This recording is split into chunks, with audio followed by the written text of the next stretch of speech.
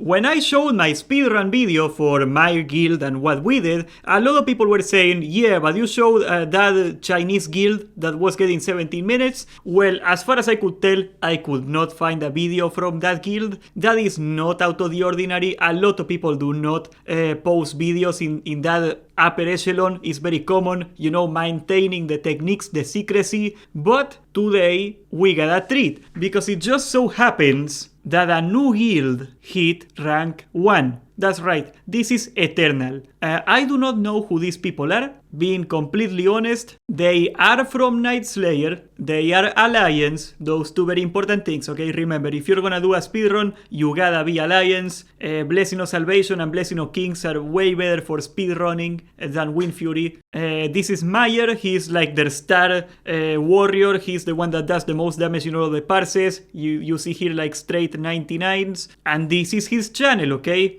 I am gonna link this entire thing to the description, obviously. But Meyer posted the video, which is not a common thing. It is very rare for a number 1 speedrun in WoW, for whatever reason, to post a video of the run. So we are gonna appreciate it, and we're gonna take a look at what they do. 17 minutes is absolutely bonkers. We got a really decent guild. I like my guild. We got like good damage, we got good everything, and we pumped a 36 minute. I think the next DMF week we're gonna go for like a 30 minute. That's our goal. 17 minutes is like half of that, man. But okay, let's play it. Okay, let's look at what they do. So you can see off the bat, they got like how many? 3, 6, 10, 14, 25 warriors. That's the absolute perfect comp. They went for the 25 warriors. That's pretty much the most warriors you can possibly stack. So this is an extremely meta run. They are going for 3 paladins. Of course, you only need 3 blessings. And they got 1 hunter for the single trunk they need. They got a single druid, a single mage,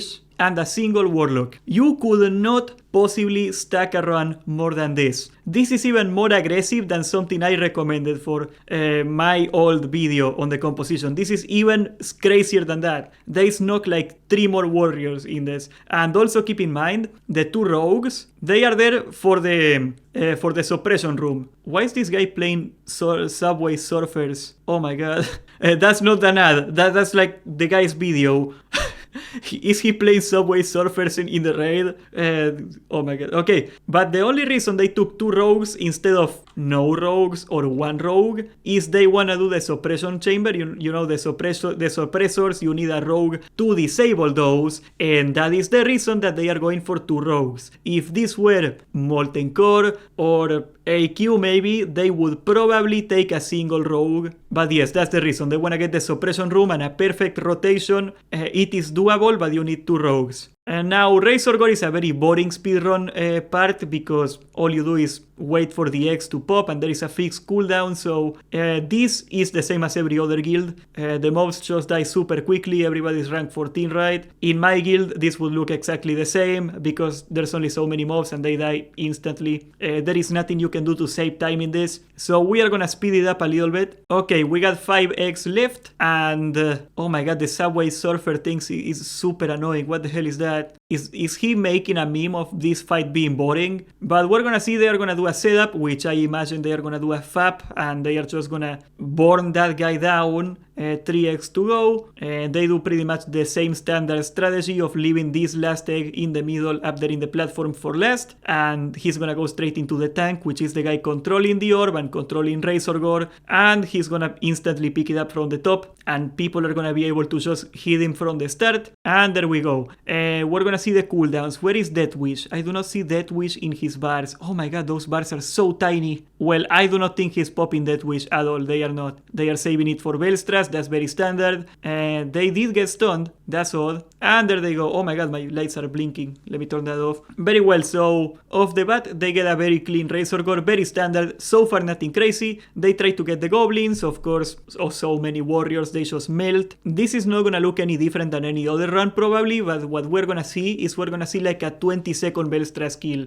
Like with this comp, this stacked, we are looking at something like 20 seconds. So they wait for the timer, and when the timer goes, I imagine they're gonna run across the boss and they're just gonna pump him. There is is a lot of RP the first 2 bosses, isn't it? It takes a while. Okay, they pull it and they just pop everything, and it doesn't seem like they are doing too much damage. Okay, the casters are stacking on the melees. Yeah, they are kind of in the same side as the melees. That's weird. I wonder what's the reason for that. Okay, so they got a killing like what? Let's see here. They pull it here at 631, and when it dies it is 644. So that is a 14-second Vaelastrasz kill. Dude!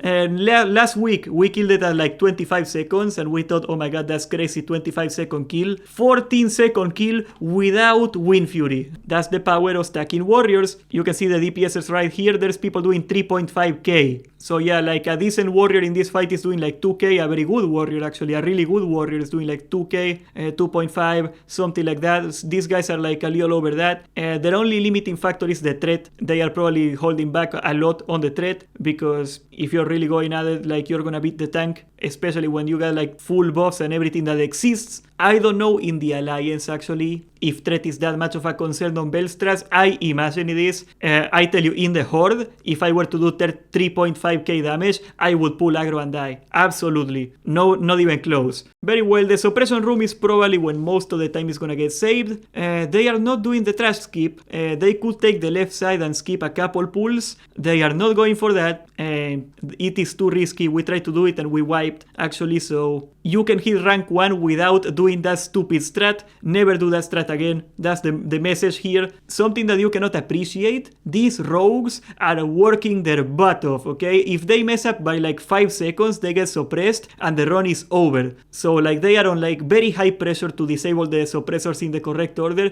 If you do it too early or too late, everybody gets slowed, and that's a GG for these people, right? Even a 15-second loss and then they are rank 2, right? Like, this is absolute perfect execution at this level of the game. Okay, this is a different strategy. In our runs, in most runs I would say, people go for the cabbie, you know, the cubicle on the right side, and they reset and wait for combat. Of course, this is like super serious. They go straight. They go straight. They do not take a break. They do not break combat at any minute. They got, oh my god, 6 Holy Priests. So, or are they PI spec? I don't think they are PI spec. They gotta be Holy. And they are just running straight to it. Now, I think, and I am kind of interested in trying this out at some point, I think this is actually easier. If you got good rogues, running straight into the guy is probably like much easier to execute than the entire breaking combat and stuff. Of course, like, these guys got like very geared, very good healers, and they got the best damage out there, so maybe that's not as easy as it looks, but that looks so easy in comparison to like the whole resetting thing. So they run straight into Firemaw. This is also something not standard at all. In every other run, usually they just pull everything back, and of course you're not gonna do that because you are not waiting for Firemaw. I imagine wherever Firemaw drops, that's where they pick him up and they tank him in the spot. You see that tank right there, you can see that tank in the corner. He's waiting for Firemaw already, anticipating this. Everybody pops their FAP and they just gotta burn this trash really quickly before Firemaw shows up, or they die, probably. They got a very low time frame here because they wanna one-phase Firemaw. Firemaw fire debuff is a problem, but when you got all this damage, you're gonna one-phase Firemaw easily. We already one-phase Firemaw, and these guys got like 5 more warriors, and they are all rank 14 super geared. You know, it's not even gonna be close. So there goes Firemaw. They all got Oni cloaks. Important detail right there. Everybody has an Oni cloak in this run. Now, I wasn't paying attention, and that's something we can see in the logs, actually. Let's take a look at that. We're gonna go to Meyer here, and we're gonna look at his gear. Does he swap a cloak, or do they go Oni cloak the entire time? Okay, no. Okay, you can see at some point in the run before Firemaw, they already all swapped into the Oni cloak. They must have done it before the suppression room because you cannot break combat, obviously. I didn't see that. I didn't catch it. It's gotta be some macro out here in these tiny bars. But yes, if you do this pull like the way they are doing it, with everybody in front of Firemaw, and that breath, if they do not have an Oni cloak, they all die. So they all put an Oni cloak to prevent that, to get ready for that, and they just flip him over and they pump him, and they gotta one-phase him or they die. That's gonna be very easy for this damage. Look at that. We got like 1.7k, 1.4k, 1.7k. These guys are absolutely destroying the boss. This is gonna be like a 25-second kill at most. That's bonkers. Okay, look at that. they already pulled the trash before Firemaw even dies. That's the level of play we are talking about here. That's the tightness of the timings. Okay, so they killed Firemaw and they do not have a kill timer once again. Let me look that up. Okay, they pull Firemaw here at 9:59 and Firemaw dies at 10:21. So that is a 22-second Firemaw kill. It is pretty up there, but I don't think it's like insanely crazy. Like there's a lot of kills that get a similar time. It's still insane, of course, but it is not as insane as you could expect from this comp. I guess they were saving cooldowns. I have such a hard time telling from the guy's bars if Rec is on cooldown here. I cannot find Rec. Okay, no, they have Rec on cooldown. They did not have Rec. So yeah, that was only with Death Wish. So actually that time is impressive. Okay, if they were to pop Rec on this fight, that would probably be like a 15-second fight or something like that. Yeah. Okay, so they pull the trash immediately before the boss even dies. They spam grenades, they spam the AoEs, all that stuff. Warriors with all the rank 14 gear, they are very tanky, and I imagine they got like all the fire resistance buffs and the Uber's buff and all that stuff. I do not see the Uber's buff in here. Maybe it is somewhere, but it doesn't show up. There is no way they do not have the Uber's fire res buff in this. But you can see they are not running any special fire resistance gear except for the Oni Cloak. The Oni Cloak is like the only one. 10 fire res, that's pretty much it. So they are just really tanky. And fire protection potions, you can imagine they pre-podded everything. But doing this and like just charging an AoE and everything like this is super scary, right? You never want to do this. If you get enough damage, I guess you can commit to it. They are just committing, and sometimes committing is the way to go. Mechanics do not exist in vanilla as long as you have enough damage. If you have enough damage, mechanics are not a problem anymore. That's pretty much it. No need to kite the techies, no need to do any of that. You just go. And once again, they go here, they fap on this pool so they don't get stunned and the spin and all that stuff, and they just kill everything before it's a problem. And are they gonna pull Flamegore and Ebon Rock together? That's a big question. Okay, no, they are not. That was a common strategy at some point. I've seen people do it. Maybe it was for the memes. Maybe this is the more clean way to do it. But you can actually pull both at the same time if you want. It seems like that's not the way to go in this. They do not have DPS cooldowns. I think that's the problem. Death Wish on cooldown from Firemaw, and they got Rec on cooldown, so they could not really burn them fast enough. The way I think it's a routing thing. If they had Death Wish and Rec in this fight, they would absolutely pull both of them, I think. I think they would do that. They obviously got the damage. All the DPS cooldowns in this run are extremely well planned. They are very carefully calculated. So they are choosing the specific bosses, that they want to have the cooldowns for. And it seems that Flamegore is not going to be that. They are going to have Death Wish for Chromaggus and Nefarian. I imagine that they are going to burn it on Nefarian probably. Because they are not going to have Death Wish twice, I don't think. There is no way. Yeah, there is no way. So yeah, I expect them not to pop. Okay, they did pop Death Wish on Chromaggus. Are they going to have Death Wish again on Nefarian? That seems strange. I do not see Diamond Flask. Maybe they are not running Diamond Flask because they cannot swap trinkets because they never break combat. Maybe they do use it at some point. I do not see it in the buffs here. You would expect they are going to save every DPS cooldown for Nefarian, right? But I do not think they are going to have Death Wish on Nefarian at all. They are not going to have Rec on Nefarian. And don't get me wrong, they got plenty of damage. They can easily kill Nefarian without cooldowns. But you would think that a long fight like Nefarian, that would be a priority for the damage. Seems like not. Maybe they just don't want to risk it on Chromaggus because Chromaggus can sometimes, you get unlucky, you get stunned twice, like it's a bit of a pain. Maybe they don't want to deal with that. I am not sure. I got no idea where that trash came from. What the hell? They are evading. What is this? Okay, let me rewind. There's those three guys spawn before Chromaggus, right? Like those three dragons come before Chromaggus. Do they just run straight into and ignore the other three mobs? Okay, like Flamegore dies, right? Oh my god, I didn't notice that. They run with Flamegore into Chromaggus' room and the dragons are spawning behind them. You cannot see them, but they are right behind them in that gate. And do they show up at any point in the fight? They don't. Okay, I guess the thing is that they do pull, but after that, or maybe they do not pull at all, but they have to kill so many mobs too, because like Warcraft Logs has some rules. you gotta kill a certain amount of trash mobs to make a run count. They are doing that so you cannot like preemptively clear the trash and they'll pull all the bosses. That's to avoid cheesing. So maybe they just pull it even though they can skip it. They pull it anyway because they need it for the run to be valid in the rule set. That is bizarre. I've never seen that. Wow. Okay, let's take a look at the end of the fight again. No, okay, you see them right there. They do not pull at all. Yeah, so they intentionally pull them after. That was a very intentional pull. Somebody went in, I imagine a hunter went in and pulled those two and ran back here. I didn't know you could do that. That's crazy. I never thought of that. Okay, that's bonkers. And they gotta kill them for the run to be in the leaderboards. You gotta kill the trash number they say, so that's the rules. They gotta do it anyway, so they do pull it at the end. That's fine. I guess somebody ran in already and they triggered the Nefarian event, so they can do everything at once. Yes. Somebody ran in and talked to Nefarian and pulled it already, so they can do both of the trash packs at once. They can save like 15 seconds more doing that. That's why they skip that pull for later. And they just stand on the spawn point and they just kill all of them. Okay, is the strat to just burn Nefarian and ignore them? That's funny.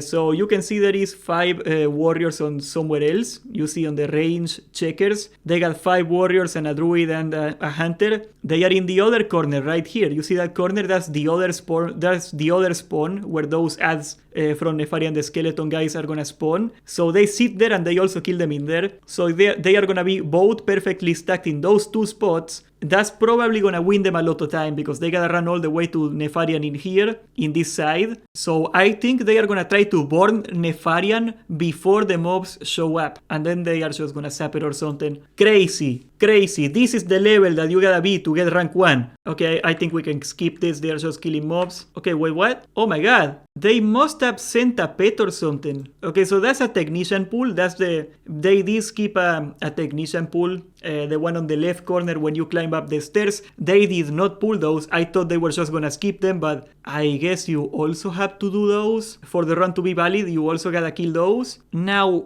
I do not understand why it is done this way. I guess they are just gonna wait for the timers anyway, so they got time to burn. So if they can fight this pack now, they can like wait the timer out while they fight the trash, and that's gonna be like a couple more seconds saved. A question I got though is, how did they pull it?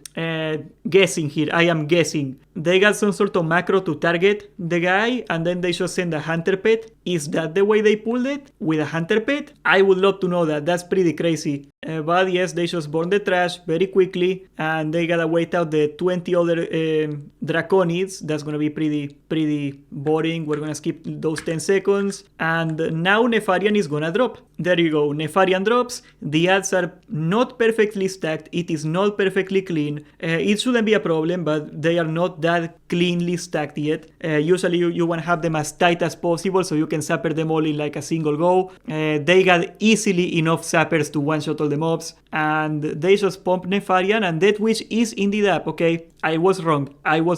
There is enough time to get Death Wish back up in this speedrun. I thought they were gonna do it so fast that it wasn't possible, but it is possible. So they are just gonna pop Death Wish again. That makes sense. It's a long fight. They were gonna have it anyway. I'm stupid. But they do pop Death Wish. They do not have Wreck. That's still the case. And yeah, they definitely got the damage to kill Nefarian before the ads show up. Unless they get unlucky, they get a warrior call. And this is the part that sucks about speedrunning Blackwing Lair. If you get a warrior class call, no matter how clean your run is, you're gonna lose so much time, because if you do warrior class call, the tank goes into berserker stance and you do like what, 30% less threat on berserker, and you do not have the bonus from defensive, so you do like half the threat you are supposed to, or something like that. Not to mention you also get wrecked, but you lose so much threat that if he were to get the class call, they would have to hold back on the damage, and that would ruin the run. They would take a lot longer to kill Nef, and that would ruin the run. There is a lot of RNG in this last fight, and yeah, you see, Nefarian dies, and the ads show up just as he dies. They got enough time to do all of that, so there is no moving, perfectly clean. As soon as Nef dies, they just zapper everything down, and 0 time loss, and there you go. They win by 20 seconds over Bricked. I think Bricked was not allowed in the leaderboards anymore. There was like a scandal of Bricked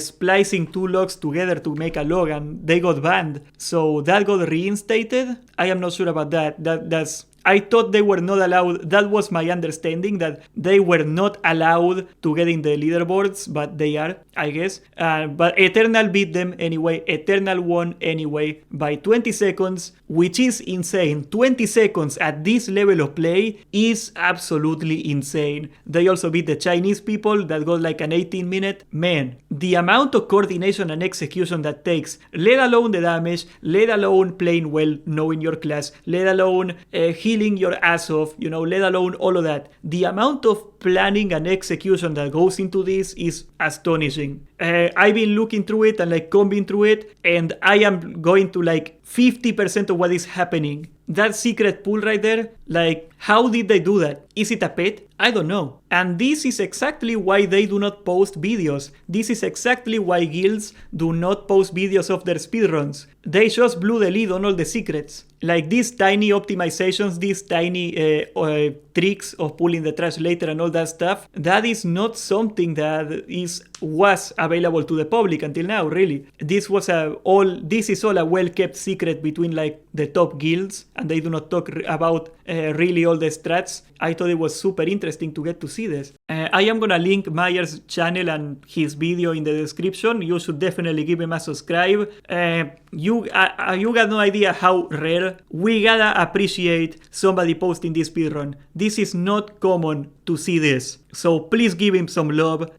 We wanna see more of this. I wanna see more of this. I wanna see how crazy it gets in AQ with these people. And Eternal seems like a new guild. How long have they been around? Okay, that makes sense. They are a Cataclysm guild. Okay, so they got unironically good players, no classic players. They got like actual like retail players. Oh, okay, I see. So what do you think? Is this exactly how your raid goes every week? Oh, that's totally how my raid goes every week, man. It's totally the same.